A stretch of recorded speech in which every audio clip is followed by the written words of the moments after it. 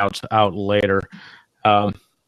So once we start, I'll let you know. I'll introduce the show, and we'll talk about Nano for a second. We usually start off by talking about what we've got going on, what projects we've got going on, and you can tell us. You just finished one, so you're probably starting at something brand new now, right? Well, kinda. Kinda. I'm in the messy middle of something still. So yeah, I know how that goes. I just started something brand new today, so that was cool. Literally scene one this morning.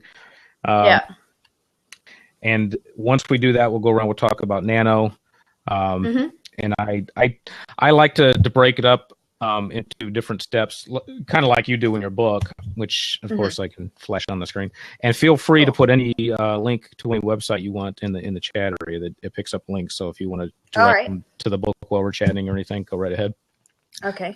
Or to your website.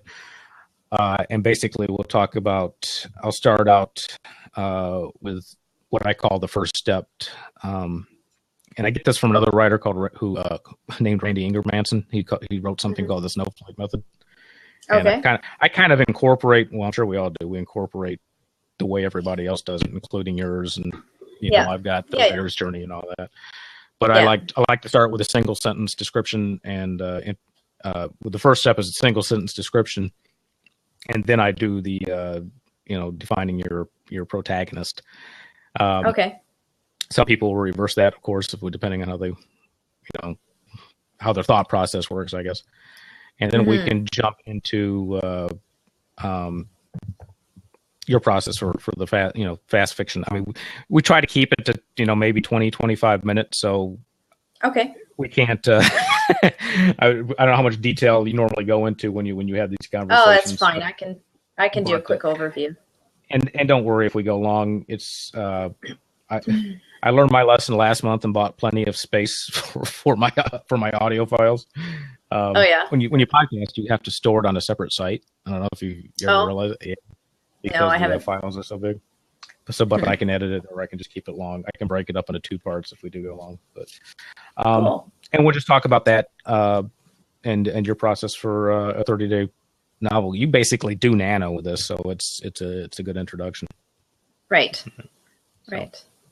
And I still have that sounds good. My little card too. Oh, cool. My New World Library card. Yeah. I just posted a comment. You guys go read it. Oh, there you go. Yeah. So one thing I don't know, when we follow somebody on Blab, do we automatically follow them on Twitter? I don't think so. Yeah, I don't know how that works. I know on Periscope that doesn't work that way. On Periscope, because Periscope is Twitter, part of Twitter. I don't know if when you follow somebody, you follow. There is a bird that you can tap on to take you to the Twitter, and then you can follow them on the back. And I just did that. Hey guys, you can do that to. Yo, David. Hey, here I'm going to send you some people over to the room. Right here. Hold on a second. So David, you got your Manicam to work. That's why I kept screwing up today. I was trying to get my Manicam to work. I don't got Manicam. I got Cam Twist. Cam Twist. Okay, it's a different one. Page has want to leave the seat. No, cancel. All right, here's the thing. Let me give you a quick tips on. Hold on a second. I got Junior here moving in my way. So a couple quick tips. I see you guys are kind of new at this, so you're not kind of lost. Huh? I was trying to help you earlier, but you kind of didn't see me. I did. Was it you trying to pop in earlier? It wouldn't. No. On the Manicam lab that you were in. Oh, okay. Yep. I've been all over the place today. Yeah. Here's the thing. I'm gonna give you a little cheat sheet first, so you have it. So let me copy here. If you guys want to save this, hold on a second. Little boo boo.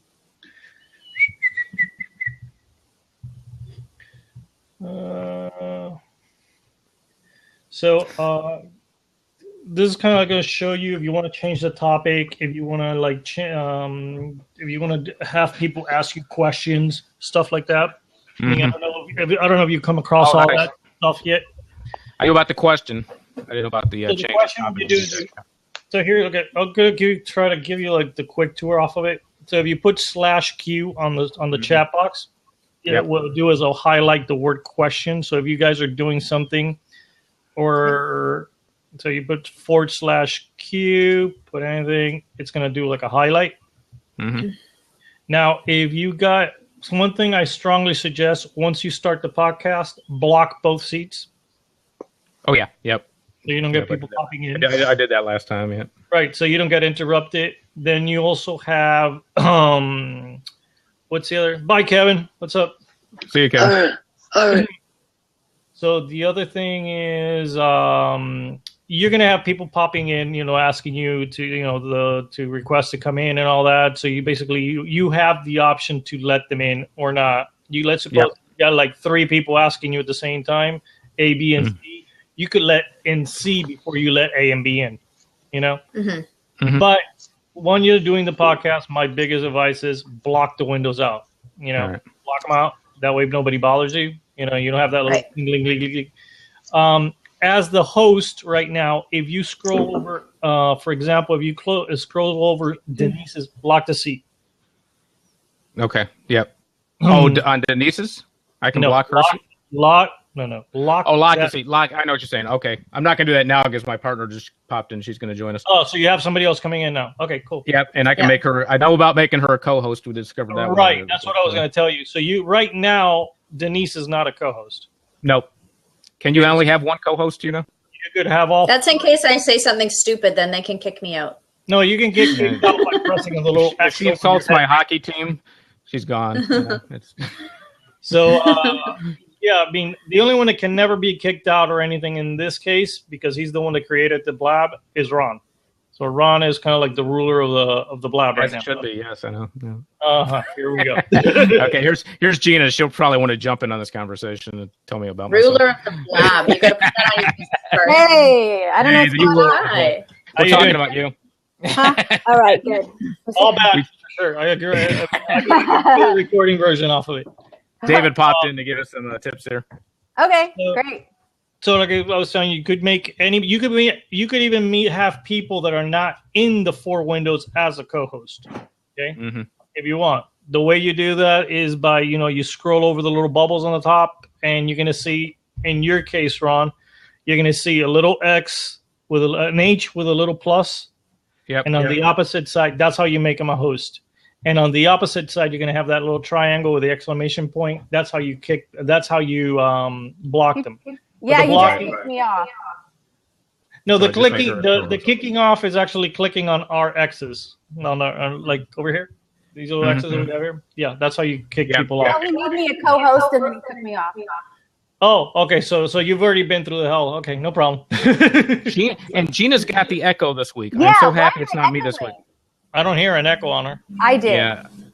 Oh, now I don't. I did too. Oh, okay. Yeah, I think it's better now. Last week I was echoing badly, but the recording didn't pick it up. No, I'm not sure if that's going to happen. I plugged it back in. So. Okay. A lot of times what you could do is just like X yourself out, refresh, come back in. Okay. Yep. 9 times out of 10 that gets it fixed. What's the other? Well, the Tell a Little Birdie, again, that's kind of like the obvious. Yep. Every time you change the title or somebody pops in or pops out of the room, or as long as something's changed within the dynamic of the chat that's text-wise for Twitter, you could tweet it over and over, and it's always good to tell people to keep on tweeting it out, constantly, because, it's reaching their followers as well, Right. The Q and the /topic are your biggest things on the actual chat itself. The /topic space, that will change the topic. But again, the only ones that have those abilities right now, it's anybody who's a co-host or a host. Right. And I think I made you a co-host, Gina. Did you say? Okay. Not right now. Am I co-host right now? I don't think so. Gina, I was, but then I got taken off. Right. Now Gina, I'm co-host. Okay. Nor Denise, our co-host. It's not real obvious when you click on it. It just goes from it stays gray. It just goes. No, it'll turn red. Oh. Okay. Well, she's a co-host now. I won't mess with it anymore.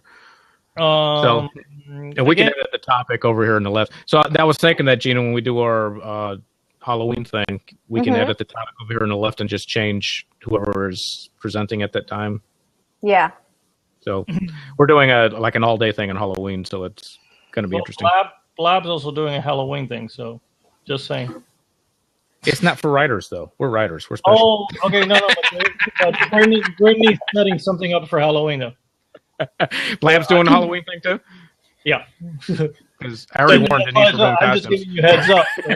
Planets with Brittany, so you guys don't overlap, you know? What, is she doing it all day? I don't know. She was working on it. She's planning on something. So that's interesting. Okay. Just letting you know ahead of time. We'll be off the hook then. Yeah. All right. But yeah, I mean, pretty much everything else pretty self-explanatory, pretty simple. Again, like if you were to call either Gina or Denise in the future, you want them to pop into the room. All you have to do, they have to, first of all, they gotta have notifications turned on on phone. So all Ron would have to do is put, Gina's, handle on the thing, and she'll get a pop-up as long as she's either on her phone with the notifications turned on or the computer with notifications turned on. She'll get like the message, like Ron is like summoning her over the room. Yeah. I think that's maybe, I don't know, how I found you the other day. I got a pop-up, but you didn't request me, I don't think. Right. And so that's the best thing, because, I mean, all you have to do is click on that little pop-up thing, and voila, you're right in the room where somebody's calling. Yep, you don't I've have seen to it search before. for anybody. You're right there. So, again, the same thing. If you guys need any help or anything, you get stuck or whatever, just mention me. If I'm around, I'll try to pop in and help you out. Okay. All right, guys. All right. Well, have fun. We're gonna. Thanks. All right. Thank you. Okay, thank you. See you guys. Bye. Okay, we'll lock that seat. All Well, right. that was a little different, Denise. Gina, you weren't here for most of that. No, sorry. Yeah. That's all right. It's usually we had have more writers jumping in, so there was the different mix. So Denise, I got to pull up. Give me a second so I can pull up your website again. Like I said, Gina, you missed all that when you were texting me, telling me you were going to be late. I was having conniption fits over here. Nothing was working. Oh wow. Nothing. Well, we were doing a garage sale this morning, and trying to close down. There's like 12 people that come, so it's like Yeah. I don't know. Put in Denise's website in the little chat thing because I want to see it. Denise, this is Gina Conroy, my partner. Hi, Gina. Denise J. I figured that much. Hey, I'm just looking at Kevin's comment here. I think I told you I was reading her books. And, that's the book we're talking about today. Okay. I actually stumbled into her. I discovered her. I never read the Writer's Digest blog posts that come over my phone. Rarely. I mean, because for a while, Writer's Digest was like sending me 5 emails a day until I figured out how to shut them all off. and I think your post topic was actually fast fiction, which I was already kind of trying to get right. And so I went and read it and connected with her. And the next thing you know, I was beta reading a couple of books and really enjoying them. And one of them I have not seen yet. Denise, where is it? A Christmas Carol? No, you've read A Christmas Carol. Avalanche, right? Avalanche, yeah, that's supposed to be out in the spring, but honestly, I haven't heard a thing from my publisher on it. I haven't had edits yet or anything, so Really? I'm kind of thinking that might get bumped a little later. Oh, yeah, which is fine. I'm too busy anyways. Yeah, we know about busy. Poor Gina. Yeah. Poor Gina tries to get her life together, and I keep coming up with things for her to do. Yeah, I'm multitasking right now. Yeah. So how do you two know each other? You're both writers, I assume. Well, Ron is. Yeah. Okay. Yep. How do we know each other? I think I think it started with Writer Interrupted. I don't know how I asked you to be a writer. I probably somehow read one of your top 10 my silly things top that 10s. used to do, and I really liked it, and it was funny and quirky, and so I needed writers, and I invited you to write, and then you disappeared. After you wrote for, I don't know how long you wrote for me, for a while, and then you disappeared for a couple of years. Yes, we tend And to then do you sometimes. contacted me and you said, "Hey, I read your book and you want to be critique partners." And I was like, "Yeah." I don't know why I said yeah. No, actually, it was really an answer to prayer. It was we were both writing the same stuff at that time. But we were both ACFW members too. So and I liked your voice. I liked your writing. So and I was looking for a partner, and we fit. We worked. We didn't We pushed each other, but didn't push each other too hard because I didn't want to. Until now. Yeah, I don't know. Well, we're still not. We're not critiquing each other, right? We're just doing everything else. Well, we kind of got away from critiquing to, I think we call it craft partners now, because you kind of critiquing is fun when you're just learning, but it gets to be a lot of work. When you got 3 critique partners, you spend a lot of time reading everybody else's stuff. Everyone tells you something different, so it's like And Ron's too good for a critique partner. We said we were going to do this topic one day about critique groups, and my big warning is don't write by committee. You don't let everybody else write your book for you. That's usually what ends up. For sure. Okay, let's get comfortable here. Okay, are you settled in? No, I'm not because this is like opposite. Got your headphones, your microphone. Are you using an actual microphone today? No, I'm not. I could, but I'd have to hold it. So you want me to do that? Will it record You sounded better? pretty good last couple of times. Okay, that's fine. I need a stand. I don't have a stand, so that's the thing. And it Do you have your water? Funny. I do. I didn't have water last time. But wine, look professional here. No, you probably. What I discovered about podcasting, I always have that water handy. I dry out. Okay, so it is 5:00 now, so we should probably get started because I think we got everybody kicked out. We're locked out. Okay, I will introduce the podcast. Like I said, if you do something that's you think is a major blunder, like your kid runs to the room screaming or something. If mine does, it's a problem because he's 19. Well, anyway, just pause for 5 minutes if you do something you want to edit out, so I can see exactly where it is when I go and look at the little sine wave thing on my editing software. Right. And that's pretty much it. And now I'm seeing there's a question for me in the comments here, and I want to go find this website for Kevin. Yeah. If I just hop into a new browser window, it doesn't affect anything here, right? No. To go do that? Okay. No, that's one thing I like about Blab. You can jump all over the place with it.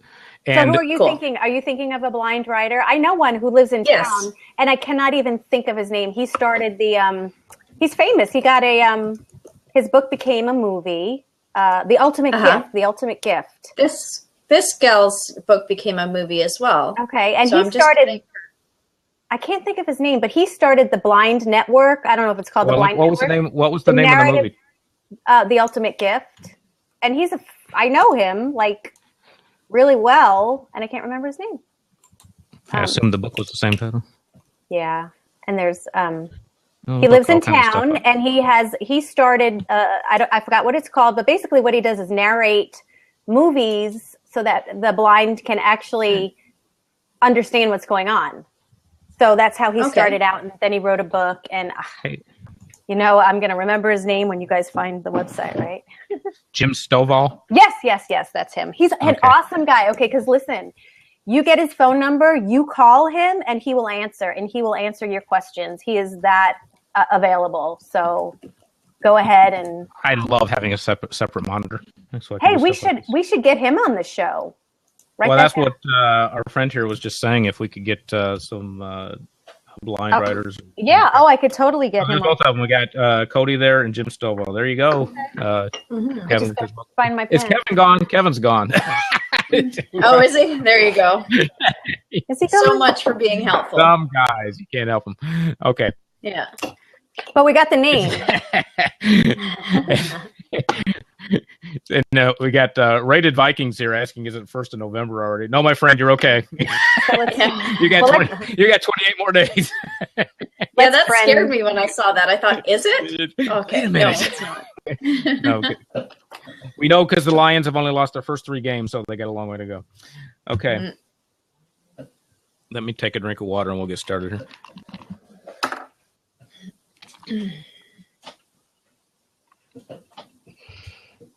Everybody ready? Yeah. Yep.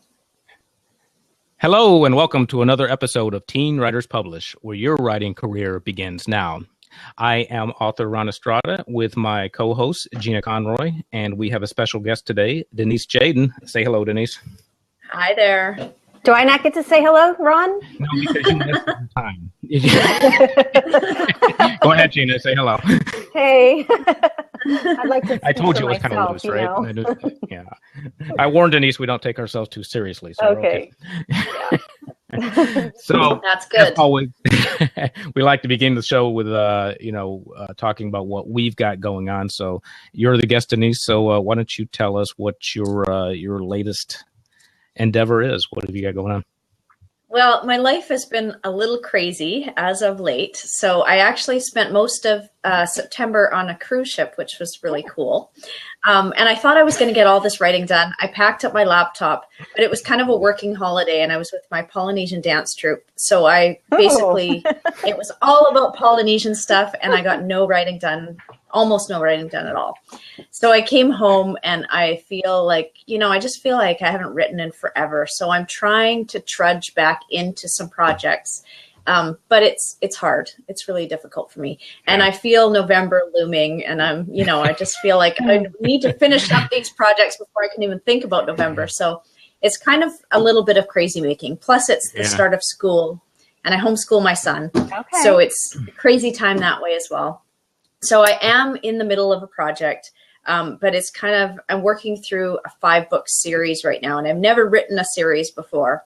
So I'm working through book 3, and I'm in the middle, and I hope to write book 5, actually. I have more ideas for book 5. So I want to write book 5 during November, but I have to feel some closure about this one first. So that's kind of where I'm at. I have another book coming out also next week from Tuesday called A Christmas Carol. So Christmas novel for teens, and and then I have another book coming out next year, but that feels like forever away. So that's kind of what I do and where I'm at, and why I'm so hyperactive crazy, because I just have way too many things in my brain. I forgot to warn Gina. Gina is very much into dancing too. Yeah, as soon as I heard Polynesian dancing, I was like, that's all I was listening to. You guys go ahead and chat. I'll leave now. Well, I don't do Polynesian dancing, but not too many people do. So it's you definitely got a niche there, definitely. I took a little Hawaiian class. Is that Polynesian? That's part of Polynesian. Yes. Okay. Yeah, that was hard. Try to get your hip to go the way it doesn't want to go, or I don't know. Yeah, it was hard. Yeah, it's a different style, but I've been doing it my whole life, so it feels more normal to me than things like jazz or hip hop or whatever. I do a little bit of everything, but Polynesian is kind of where my heart is. Oh, great. Yeah. Don't give Gina any new ideas. Yeah, usually when we record a podcast, I'm like running out to go dance. So it's like, hurry up, let's get this done. Yeah. No excuses. Okay, Gina, what do you got going on? Probably the same thing as I always got going on. Nothing. No. Okay. I'm still working. Nothing Moving new. right along. Still working on nonfiction project, which is really eating into my fiction time. And I also teach. I teach actually a homeschool writing co-op. I have 2 teach junior high writing and Comp 1, which is probably freshman writing. So that is taking my time, because this semester, this last 3 weeks, we were working on storytelling, because it's really supposed to be, boring paragraph writing, but I snuck a lot of fiction in because I'm teaching these kids how to write active instead of being passive, and they're finally getting it. And it's so cool just to see, and we're working on telling tall tales, and they might even be listening. You guys are doing awesome. That's great. So, it's when you're reading a tall tale, it's a lot of telling and a lot of passive writing, and I'm challenging them to make it active, to just drop us into the story. So it's good to see it kind of clicking, but it does take a lot of my time. So yes, unit's almost over, so I'll be back to writing my own fiction soon. So but you get to teach writing. It's like, it's great. That's the next best thing. That's all. And Gina does quite a few classes, adult. Memoir writing, adult. I've got a couple of classes going on. Always looking to start new classes and fill new classes. And I'm trying to get my classes in curriculum form. So right now I'm still waiting and working on the teen novel writing workbook. So awesome. It's at the editor, so I need to check up on that, kind of get distracted. Yeah. But I have a cover that I'm really excited about. So just got to get that, get it back. So the cover rocks. Yeah, it's really cool. Yep. And I want to make that a series too, because I keep keep adding things to my curriculum, and I'm like, oh, I got to put that in, you know. And it's a superhero theme, so it's really cool. It's like release the novel in you. Yeah. So look for Very it fun. at I don't know where it's going to be, but Amazon eventually. That's cool. Yeah, I forgot to mention that I also teach a homeschool writing class, and we just had I normally teach it for September and October, and then the kids all write a novel in November. Not a 50,000 word one, because I teach, you know, like younger kids, middle schoolers. So so they don't do 50,000 words, but they all set a word count goal, and they've all achieved it so far. So, so that's been fun too. Yeah. Yep. So we just, because I was away for September, we're cramming everything into 1 month right now, which is a little difficult, but but it's good. It's still good. Yeah, it's great. Yeah. Awesome. So me, let's see. I finished the 4th book of my Cherry Hill series this week and sent that out to betas. The first book was Now I Knew You, and Denise knows about that one. She was kind enough to read it for me, and and remember when I tell you guys, I tell our listeners all the time that the first draft sucks, and especially your first book. And when you send it out, it's going to come back bleeding. Don't get discouraged. And Denise handed me that lesson again. And it really, I'm sorry. It's okay. But I did really enjoy it. I hope that came across. I did enjoy it. Yeah. I'm just not, I have lots to say. You gave me the ego. You should be used to that. You should be used to that. Yeah. I have Gina for a partner, so you know, there's no. But the advice was fantastic, and I made a lot of changes to that book based on that, and then my beta readers read it and gave me some more advice. And of course, your first book you can't find beta readers, so like, who's this guy? I don't want to read your stuff. Now I've got about 10. Oh, awesome. And it actually started out, that was not intended to be a paranormal series, as you probably realized reading it. But as I started to enjoy the town and other people told me they liked the setting, I said, well, let's make weird things happen in Cherry Hill and have some more fun with it. So that's book 4 is finished now, and it got more paranormal. And today I started my next series, which is definitely paranormal. A creepy series, just in time for Halloween, right? And Denise will probably scold me for attempting this, but I'm writing the adult version and the YA version at the same time in parallel. Oh, I think it's awesome. If you're, I think it's crazy myself. You should see the spreadsheet. I got the characters crisscrossing, and they're like, okay, I got to make sure this happens at this time, because if somebody is reading both series at the same time, it's got to work, right? Wow. Right. Crazy. So that's my experiment to see if I can pull that off. Because I didn't want to get it away from YA. I loved writing YA, but I wanted to get a little darker, which not terribly typical of YA and right. Although YA horror is becoming quite popular now. So I'm a guy who came up with Stephen King, so it's getting back to my roots. So this is going to be fun for me to try. Yeah, I one thing that I wish I had done from the beginning is I kind of wish that I had set a lot of my books all in one setting. So I like that idea that you have with your Cherry Hill thing. I wish that I had done that, because, I just think it's fun for readers to come back to somewhere they already know and stuff. Yeah, and that's nice for series. So for sure. Yep, definitely. Yeah. And one of our again, I want to remind our listeners who did not see my wife just run behind me. The podcast listeners that we are on Blab, so always try to catch us on Blab. I send that out. If you sign up for the newsletter on the website, I'll send out the Blab notices. So when I tell you that somebody is asking a question on the side, that's what I'm talking about. They're on Blab. So Rob here is asking me how I came up with the name for Cherry Hill. It was on the fly, man. It was. Northern Michigan has a wonderful town named Elk Rapids that I love visiting. It's this tiny little, I'm holding up my Michigan map for those of you who can't see, but it's right up here on Lake Michigan.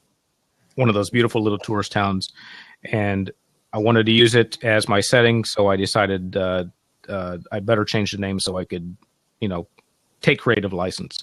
And the people who read it from Elk Rapids, they will probably recognize some of the setting, but I wanted it different enough so I can move things around, which I think a lot of writers do. They'll take a town, rename it, and that way when they blow things up, people won't complain. I burnt down their precious library. They had the most beautiful library ever in that town. It's like an old house overlooking the bay, and it's got like a big porched-in area with rocking chairs, and you could spend all day in there. But so that's what I've got going on. Cool. And went and saw a quick movie/book review here. Went and saw The Martian last night, and I wanted to bring that up because it's a very good lesson. And we always tell our listeners the way to write a novel is you take your protagonist, put her up in a tree in chapter 2, throw rocks at her for 60 chapters, then get her down in chapter 61, right? And The Martian is a classic for that. You got a guy stranded on Mars for 4 years. I mean, how much worse can it get, right? Well, they make it worse. Yeah. The writer of the book, Andy Weir, does an excellent job of that. And you got a character who's all by himself with no one to dialogue with. That's difficult to do, but he pulls it off very well.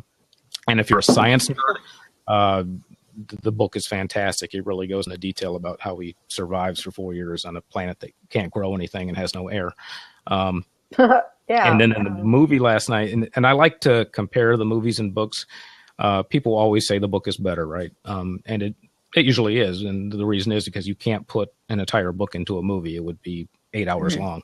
Yeah. But so you read the book first. I read the book first, and then saw the movie last night, and I thought it was excellent. They did a very good job with some of the details. They left out some scenes, so he actually did not get into as much trouble in the movie as he did in the book, which is kind of different. But the movie, Matt Damon starred as the lead character, who was Mark Watney, the guy stuck on Mars. But I thought Matt did a wonderful job of portraying that, and really brought that character to life. So good book and movie. And whenever I see a combination like that where they do a good job with a movie, I like to bring it up so people can compare the two and see how see the difference, really, because we get a lot of our writing instruction from movies, and it's helpful to see what the differences are sometimes. So that was a very long opening. Yes, give Ron the mic, and you can leave and come back. Yeah, I gave you co-host responsibilities there, so you can't X me out. So again, that's enough about me. We're going to talk to Denise Jaden about basically we're talking about NaNoWriMo this month.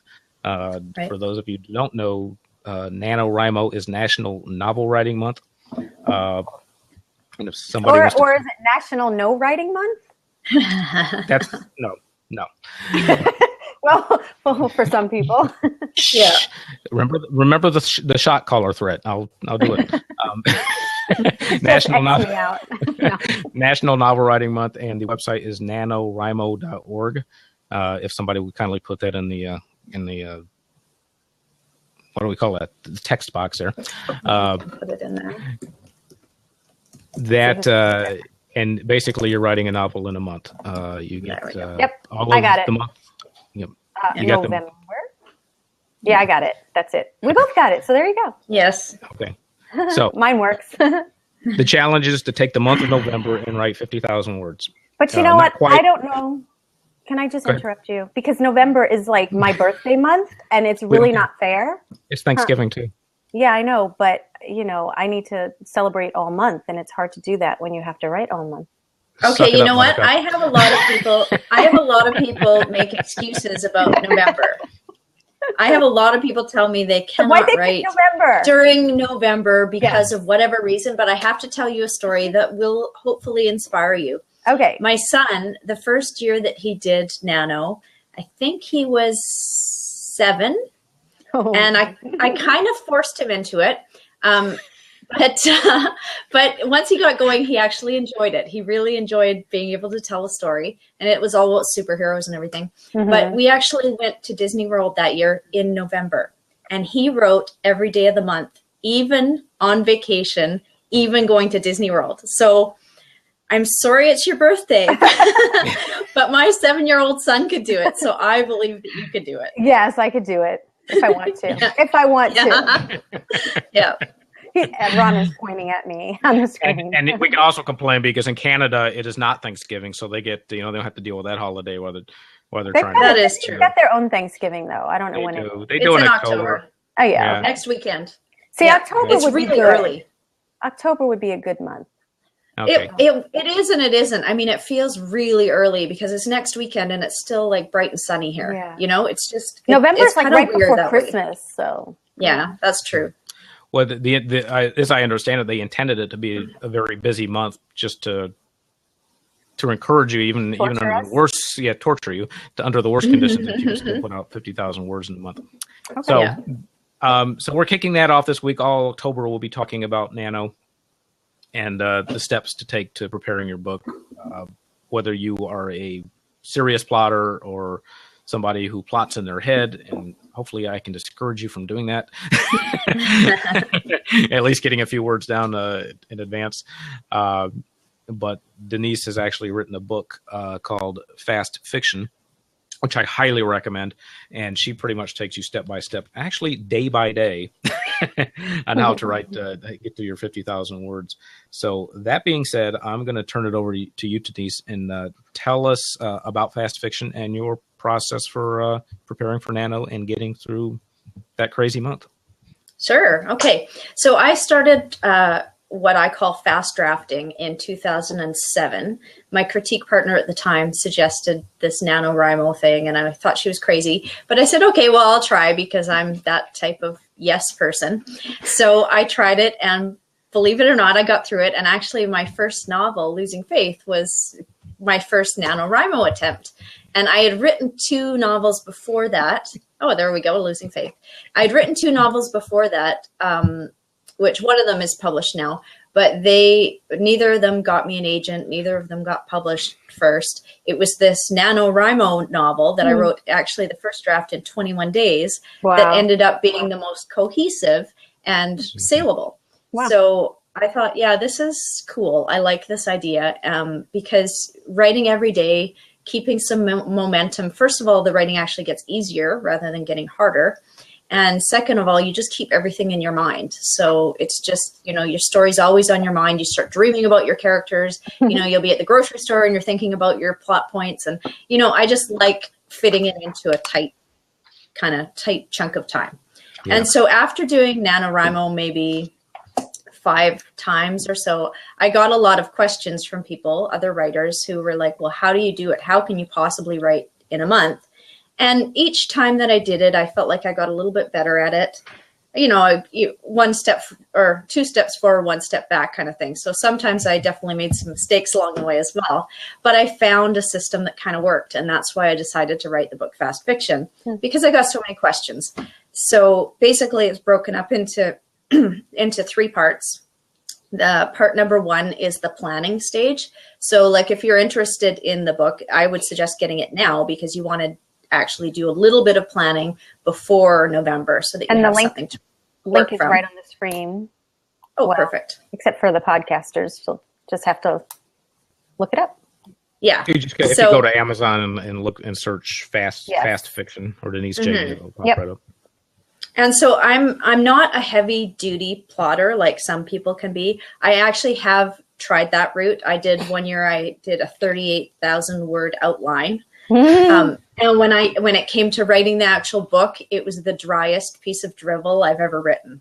So that didn't work for me. And so that's not what the first third of Fast Fiction is. It's not, getting all the details. It's really just coming up with a frame for yourself. It's coming up with some characters that you love and getting to know them, coming up with an arc for your story, somewhere to go in the end. So it's helping you devise all these things, a rich setting, stuff like that. So it gets all that stuff on the page. At the end of section 1, it culminates in something called my story plan, which is really just a very loose outline. Section 2 is a day-by-day thing where I, talk to you personally and just kind of say, you can do this, and this is why you can do this, and hopefully it's motivating. And so each day during November, you can just flip to whatever day it is, the 3rd, the 4th, the 5th, and read what I have to say. It's a very short little bit, and then I always have a simple task each day. So if you don't know what to write that day, hopefully my simple task will spur you on and go, okay, let's try this. And the 3rd section is just a very short section on revision so that you can put your book away when you're done fast drafting it and come back with fresh eyes and actually do something with that fast draft that you've written. So that's kind of what fast fiction is, in a nutshell. Yeah, I'm looking at it now as like day 11. Your simple task is today your main character meets obstacles and reversals in Act 2. Focus on the character's dreams, and you go on from there. Just kind of a little spur, a little encouragement to where to take it from here. And are those set up in a to follow the 3-act structure that you talk about? They are basically, but I say in the beginning too that if you feel drawn to a certain one at a certain time, then that's what you should do. That's what you should go with. So it's nothing about it is set in stone, but it does kind of go with the 3-act structure. So you're trying to, to build the inciting incident in those beginning days, and then you're getting to a place where you're, reversals and stuff like that in the middle. So yeah, it does work definitely along with that. Do you like? Do you try to just keep the structure very basic, or do you follow, say, the writer's journey or one of the more detailed structure paths? I guess, for lack of a better word. I would say I definitely keep mine more simple, more on the simple side, but it does also depend on the story. If I'm writing a multiple point of view story, sometimes things get complicated, right? Because they each have their own goals and journeys and all that kind of stuff that you have to get onto the page.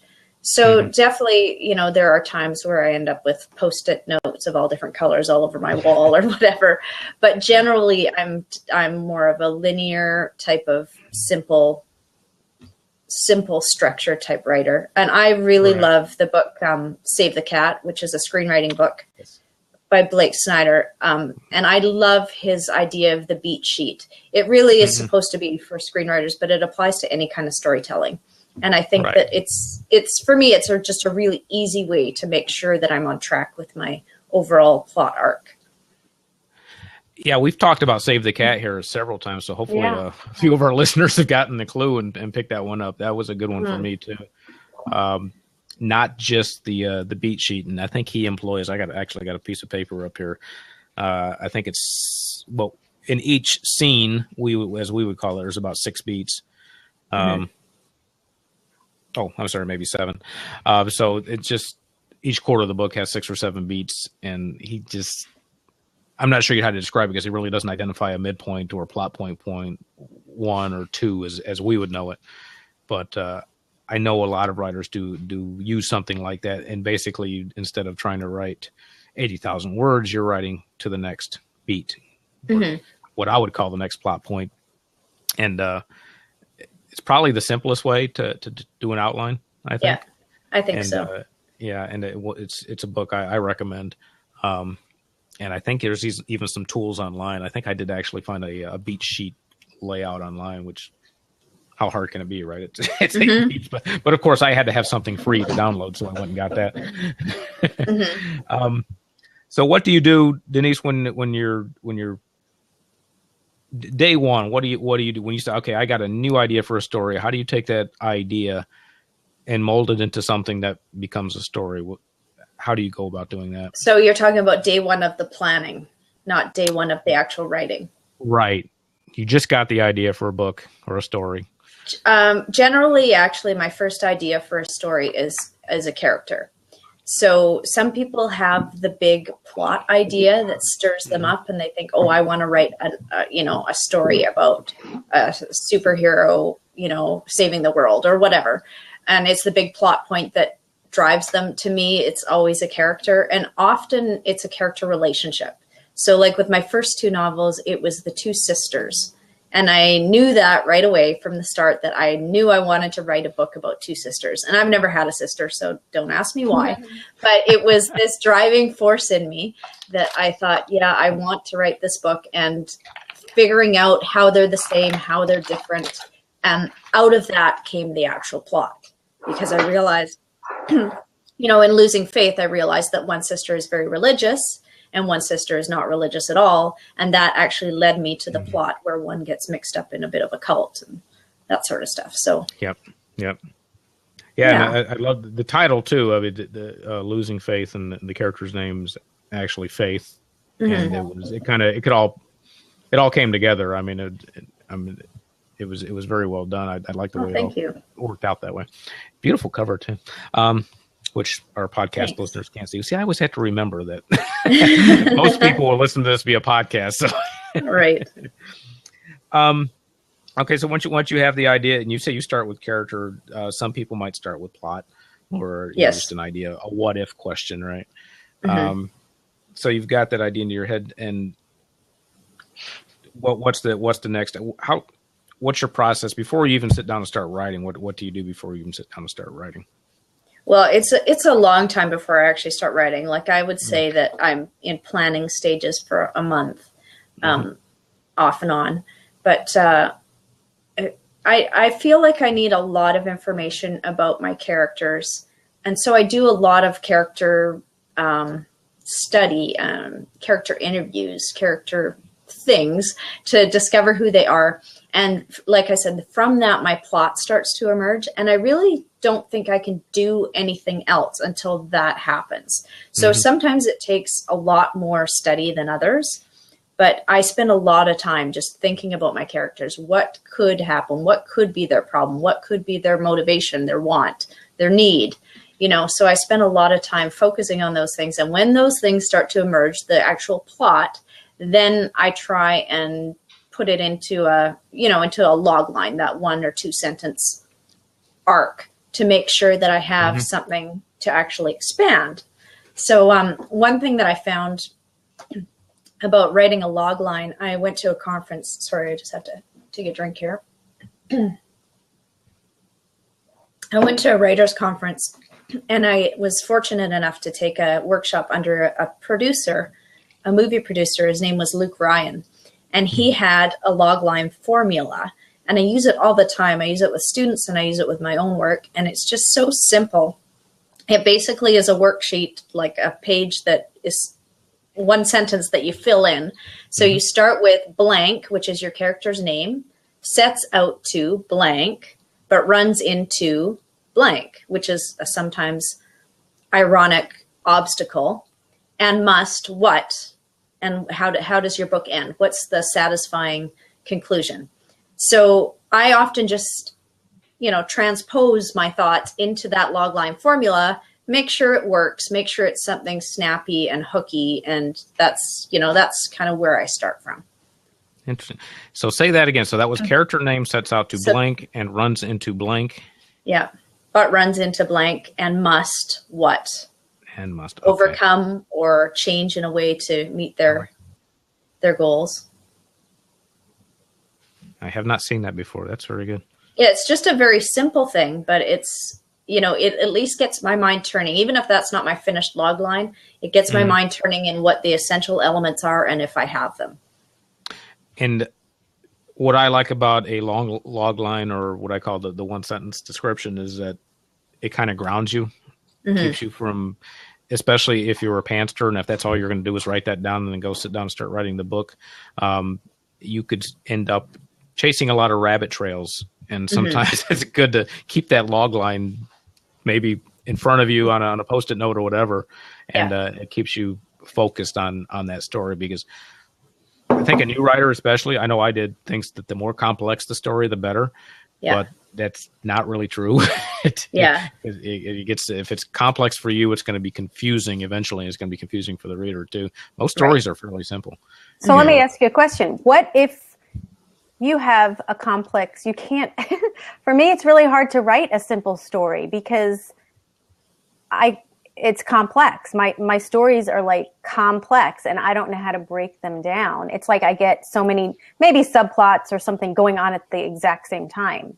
And then and then that's why I get frustrated. It's because it's hard. It's a lot of work, complex. Yeah, for sure. Well, I think that, first of all, weeding out your subplots when you're trying to come up with your log line is the first step. So knowing what your main plot is and your subplots are, that's kind of the main thing in narrowing it down. I used to be horrible at finding log lines in my own work. And one thing that helped me actually was to get readers do it for me. So with books that I've already written, the full thing, I could send it to a reader, to a beta reader, or once it's published, I could ask people who are reading it, how would you describe my book in one sentence?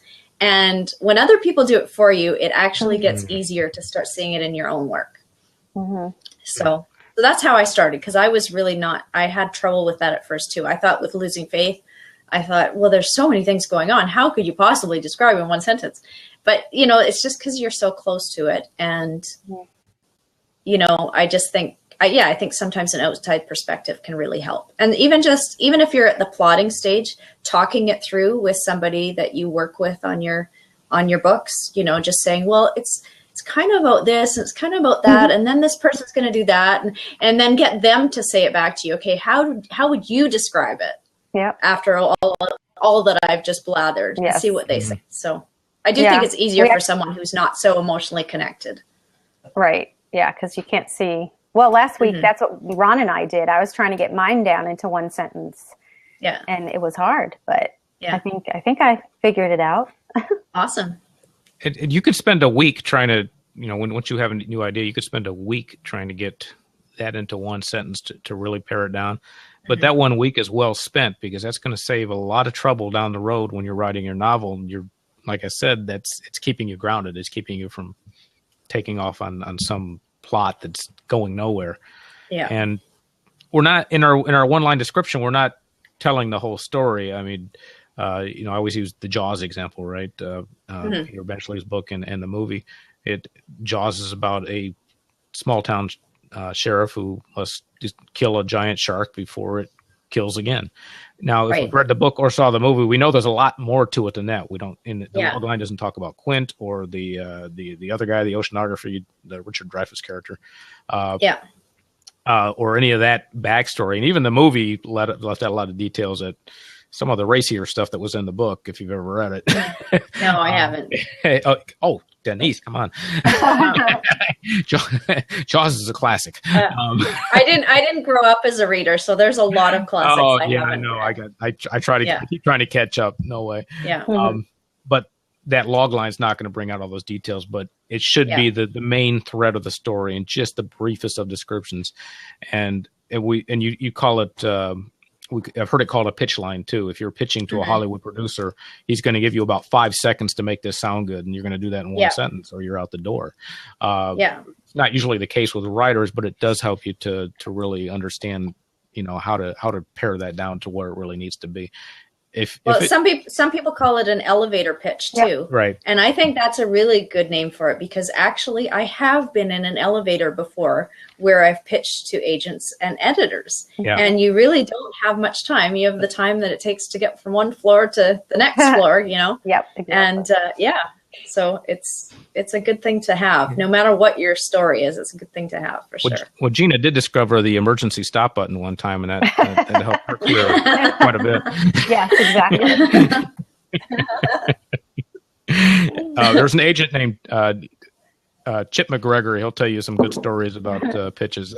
Oh, yes. Yeah. And things like that. Yeah. So once you got your log line, and we're going to be talking more about this as we move through October. Basically, for this month, we're just trying to, today's we're trying to focus on where to start the story. And you go through and you write your fast draft in 30 days. I guess the question is, then what? I've got this draft, and you told me not to edit it while I was writing it, so it stinks. Yeah, it's a mess. What's your next step? Do you take a break from it, or do you jump right into editing? What happens after that? Yeah, I definitely take a break. But yeah, the whole thing is during NaNoWriMo or during a fast drafting time, whenever it is, during whatever time of the year that you do it, is getting that forward momentum is so helpful to writing the story. And so that's why I say don't edit. Don't look back at anything you've written. Don't even backspace, not even a word, because it just stops your forward momentum. So that's why I say to keep going forward until you hit the end. Hit the end, put it aside. I say for a minimum of 2 weeks, but I would say usually I put my books away for at least a month. And often when I come back to read it after a month, it's fresh. Like it's completely like somebody else wrote it. It's because I wrote it so fast. It's just completely like it surprises me, things that happen. I'm like, oh, I wonder what'll happen next, and it's kind of cool to think that about your own book. And so that first reading is so informative because you feel like you're reading as a reader and not as the writer of the book. And I mean, I'm sure you guys know that if you pick up a book just to read and enjoy, you can find, 1,000 things that you probably think, oh, I think it would be stronger if they did this, or, oh, I wonder if this is going to happen. Maybe the author's going to do this. You have so many thoughts as you're reading. So by getting a little bit of distance about your project, you get those thoughts. So even before you use a book on revision, just put it aside, take some time to freshen your mind, and then go back and read it. And I think 75% you'll know what to do. Right. And maybe the other 25% you're going to need help from critique partners, beta readers, a book on revision, that sort of thing. Everyone should have a dog when they're trying to podcast.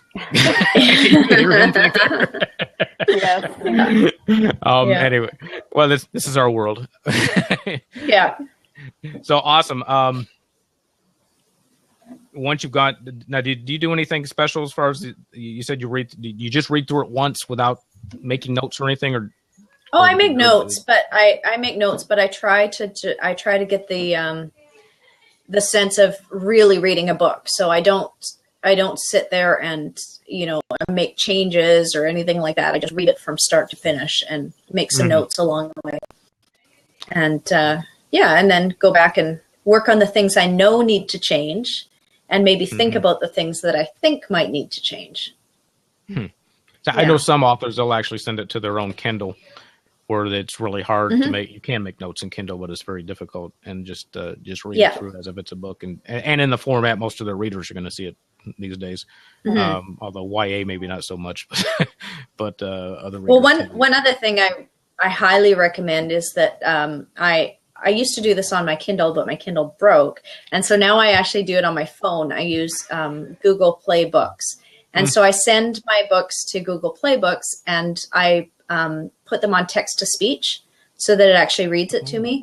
And it's amazing when it's being read to you how separated you are from it as well. It's a whole different thing than your eyes seeing the words that you've written. Was that on hearing the words?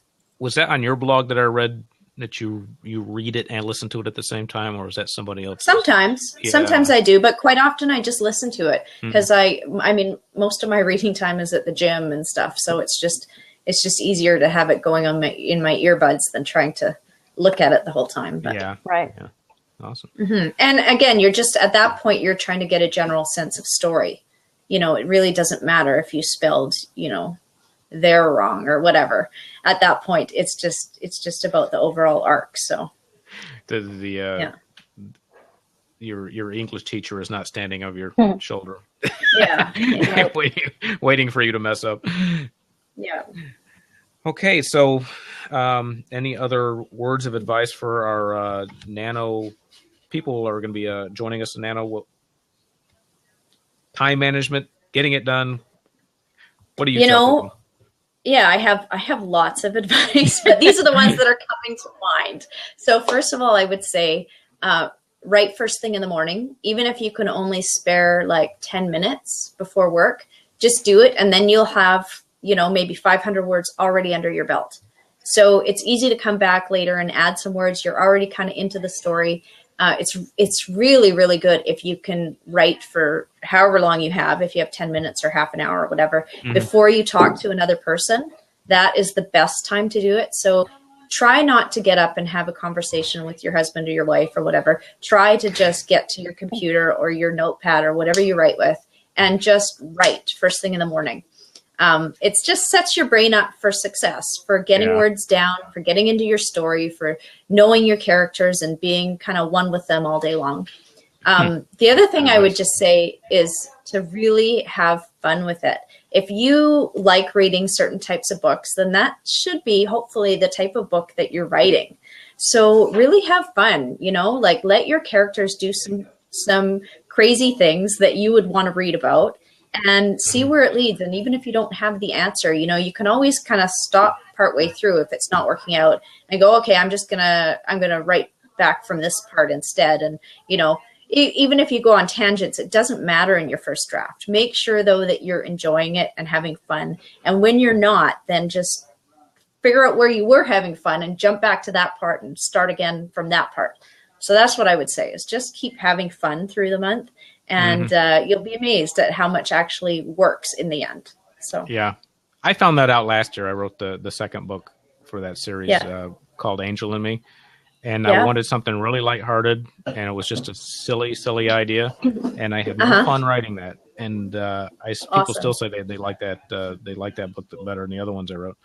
But it was just it came very easily, and I thought you're right, and I got that from people who did recommend not only Nano but just writing quickly. It just, your voice really comes out. You know, you're not stopping to answer the editor. Yeah. So Gina, you've been quiet for a long time. Yeah. did you have anything do you have any questions or anything to comment on? No, I'm just, taking it all in because I need to. I don't know if this is a question for this particular talk, but okay, so I want to do Nano, but I'm already in the middle of a book. So I can't officially do it because I'm already 28,000 words into it. But I do want to go back and almost, I don't know if I should just keep writing or if I could just, I'm not a plotter like Ron is. I mean, I know where my story is going, but what I feel like I want to do now is to go back and do that planning now for the month of October to figure out what I have and where the holes are. So, because I haven't written consistently in a while because I'm working on this nonfiction project. So I figure if I go back and finish the planning with all those little subplots, then when it comes November, I'll be able to just really write. So what do you think about that plan? I have some opinions here. As usual, I'm very opinionated. So, okay, I've had this issue before. And so so here's what I would say is I'm crazy and I'm like extremely goal driven, and I feel like I felt like Nano was so important to me, and probably something happened. It looks like you guys are audio only. Yes. Yeah, we can still hear you, so go ahead. Yeah, you're good. Okay, good. Okay. So anyways, I felt like the whole Nano thing was more important than my actual writing, which is stupid. And so what I did, because I was partway through a book, is I continued to write that book, but I also started a brand new story on November 1st. So I wrote two books at once, and it was stupid, and neither of them worked out. And so don't do that. Yeah, no. So, but what I would say is that the whole NaNoWriMo conglomerate is so huge. It's like 800,000 people or something that do it now. So if you want to do a book that doesn't actually kind of fit their guidelines or whatever, then just make sure that you have a small group of people to be accountable to and people to be like your cheering section. So maybe it would be under a Twitter hashtag that you guys make up for yourselves or whatever, and so that you still report your word count each day, but it doesn't have to be under the Nano heading. Do you know what I'm saying? So you can still, you can still stop in at Nano. It's the honor system anyways. You don't have to tell them that you're starting from, 30,000 words or whatever. So, so you could still do that, but I highly recommend having your own little sect of people to report to as well. Okay. Finish my novel month. Yeah. There you go. Yeah. There you go. Awesome. That would be, I bet you we'd get a whole lot more people doing that than starting from the beginning. That could be like a new I think so thing. too. Wow. I had the same problem. I do. I started. Go ahead, please. Yeah. No, I also do a challenge on my blog each March, which is basically a fast drafting challenge, but people can do whatever they want. They can, I've had picture book writers on there before that just want to, or illustrators that come on there and they just want to do an illustration every day of the month through March or whatever. Like I just let people set their own goals and we all cheer each other on, and it's been really fun and effective and stuff. So I definitely think there's a place for this. Yeah. Awesome. Oh, cool. Mm-hmm. So that should pretty much wrap up, unless either of you have another comment or question. No. Awesome. And Denise, we lost your video, so. but we could still hear you, so that's good. Yeah.